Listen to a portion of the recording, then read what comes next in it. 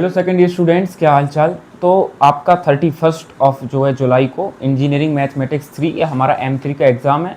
And आपके पास 1 से 2 दिन अभी बचे हुए हैं। एंड कई लोग होंगे जिनने अभी तक पढ़ाई जो है अच्छे से स्टार्ट नहीं की होगी। तो क्या 1 से 2 दिन में पेपर पास करना है पॉसिबल है, ऐसा कई लोग पूछ भी रहे हैं। तो वेल, आपके पास अगर 1.5 से 2 दिन है एंड आप प्रॉपर 2 दिन देते हो M3 को, तो भी अभी बढ़िया चांसेस हैं कि आप आराम से पास भी कर लोगे और डिसेंट मार्क्स जो है अपने एग्जाम में ले आओगे। 10 से 12 मोस्ट इंपॉर्टेंट टॉपिक मैं आपको बता रहा हूँ, वो आप कर लेना अच्छे से। एंड M3 की एक चीज़ और याद रखना, 2 दिन में आपको जो कैलकुलेटर होगा, आपको एग्जाम में कैलकुलेटर तो अलाउड रहता ही है, तो आपकी M3 की लगभग 90% कैलकुलेशन जो है आपकी कैलकुलेटर से ही सॉल्व होगी। तो 2 दिन में आप मेक श्योर करें कि कैलकुलेटर में अच्छे से हाथ बैठ जाए, बिकॉज कई बार एक क्वेश्चन करने में ही लोगों को आधा आधा घंटा लग जाता है। तो आपको 2 दिन थॉरोली प्रैक्टिस करनी है। जो पढ़ रहे हैं साथ के साथ कैलकुलेटर अपने साथ बिल्कुल 2 दिन रखें साथ में, एंड इसकी प्रैक्टिस करें, जिससे आप आराम से अपना टाइम मैनेज कर पाएँ। तो चलिए, unit wise most important question में आप टॉपिक्स आपको बता देता हूँ। इनको आपको जस्ट फॉर्मूला पढ़ना है। एंड अच्छी चीज़ क्या है M3 में कि कोई भी दिमाग लगाने वाले क्वेश्चन बहुत कम है, लाप्लास बस है, बाकी कोई भी नहीं है। आप सिंपली क्या करेंगे, फॉर्मूला याद करेंगे, कैलकुलेटर से वैल्यू पुट करके आंसर निकालेंगे, आपका आंसर आ जाएगा। बस थोड़ी सी प्रैक्टिस करनी है। चलिए, मोस्ट इंपॉर्टेंट क्वेश्चन जो है वो अब देख लेते हैं हम। तो 5 यूनिट के क्वेश्चन मैंने आपके सामने लिख दिए हैं। जिस ऑर्डर में मैं बता रहा हूँ आपको उस ऑर्डर में फॉलो करना है, जिससे कुछ जो लेस इंपॉर्टेंट है उसको आप लास्ट में पढ़ें, या फिर लास्ट में टाइम कम हो तो जो कम इंपॉर्टेंट चीज़ है उसको आप छोड़ दें। बाकी इसमें सब कुछ वैसे तो मोस्ट इंपॉर्टेंट है, बट अगर नहीं कर पाते हैं तो कुछ मैंने लास्ट की चीज़ें लास्ट में लिखी हैं। आपकी यूनिट 1 है न्यूमेरिकल एनालिसिस 1। इसमें सबसे पहले बाइसेक्शन, रेगुलर फॉल्सी और न्यूटन रेफ्सन मेथड, ये तीनों मोस्ट इंपॉर्टेंट हैं। एंड इसमें न्यूटन रेफ्सन जो है ये इनमें से ही मोस्ट इंपॉर्टेंट है। एंड न्यूटन फॉरवर्ड और बैकवर्ड इंटरपोलेशन के क्वेश्चन आते हैं, आपको उसकी प्रैक्टिस करनी पड़ेगी। और न्यूटन डिवाइडेड डिफरेंस फॉर्मूला आता है जब आपके अनइक्वल इंटरवल्स होते हैं, तो उसके लिए। तो ये 3 टॉपिक लिखे हैं, इसके मिला के आपके लगभग 2 से 3 क्वेश्चन गारंटेड आएंगे। तो आपका लगभग 14 से 21 मार्क्स इसी यूनिट से बन जाएगा, बट इसके भरोसे नहीं रह सकते हैं। यूनिट 2 पे आ जाना। देखो, जो रेड पेन से लिखा है वो डेफिनेटली आता है, इसलिए उसको छोड़ के मत जाना। और जो ब्लू पेन से भी लिखा है, तो देखो, ट्रेपिजॉइडल रूल, सिम्पसन 1/3 रूल और सिम्पसन 1/8 रूल, इनके कुछ छोटे छोटे फॉर्मूलेज हैं, उनमें पुट करके वैल्यूज निकाल दिए। तो देख लेना इनसे हम कैसे सॉल्व करते हैं क्वेश्चन। ट्रेपिजॉइडल रूल से, सिम्पसन 1/3 रूल से और एंड 1/8 सिम्पसन 1/8 रूल से, ये 2 सेपरेट रूल हैं। इसके बाद देखो 3 मेथड हैं आपके। गॉस एलिमिनेशन, ये बिल्कुल सिंपल मेथड है जो हम 8th 9th क्लास से करते हुए आए हैं।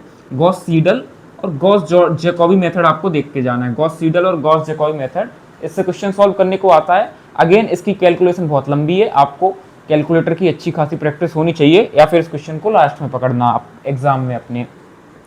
यूनिट 3 आपकी न्यूमेरिकल एनालिसिस 3, इसके स्टार्टिंग में यूलर और मॉडिफाइड यूलर फॉर्मूला क्या होता है, इस पे क्वेश्चन आता है। टेलर सीरीज मेथड पे क्वेश्चन आता है। और ये रुंज कुट्टा मेथड जो है, इसको रंगी कुट्टा या रुंज कुट्टा जो भी आप पढ़ते हैं, ये भी काफ़ी लंबा मेथड है। इसमें K1 K2 K3 K4 वगैरह हम फाइंड करते हैं। तो ये क्वेश्चन डेफिनेटली एग्जाम में पूछा जाता है, तो इसमें आपको डबल ट्रिपल स्टार लगा लें, ये मोस्ट इंपॉर्टेंट क्वेश्चन है। 1 2 3 यूनिट बिल्कुल लाइन से पढ़नी है। यूनिट 4 आपको रखनी है लास्ट में। अगर अभी तक कुछ नहीं पढ़ा है तो मैं बोलूँगा इसको लास्ट में रखें, बिकॉज इसमें आप 1-2 चीज़ें नहीं पढ़ सकते। इसको या तो पूरा पढ़ना पड़ेगा या पूरा छोड़ना पड़ेगा, मिडिल से आप नहीं पकड़ सकते। तो देखो, आप यूनिट 5 प्रोबेबिलिटी पे आ जाओ। मोस्ट इजी यूनिट है। सबसे पहले पढ़ना बाइनोमियल और पॉइजन डिस्ट्रीब्यूशन के क्वेश्चन कैसे होते हैं। जस्ट मैं बस ये बोलूँगा, देखो, बाइनोमियल के 4 से 5 और पॉइजन के भी 4 से 5 प्रीवियस ईयर PYQ देख लेना, सब आराम से समझ आ जाएगा किस प्रकार के क्वेश्चन आते हैं। एक इसी टाइप के फिक्स क्वेश्चन रहते हैं कि एक बॉक्स में 200 बल्ब हैं, उसमें एक बल्ब के खराब होने की इतनी प्रोबेबिलिटी है, तो ओवरऑल कितने बल्ब, कितने नंबर ऑफ बल्ब खराब होंगे, इस टाइप के ही क्वेश्चन पूछे जाते हैं जनरली। सेकंड नंबर पे आपको नॉर्मल डिस्ट्रीब्यूशन पढ़ लेना है। अगर समझ में आ रहा है तो इसको लास्ट प्रायोरिटी में रखना प्रोबेबिलिटी में।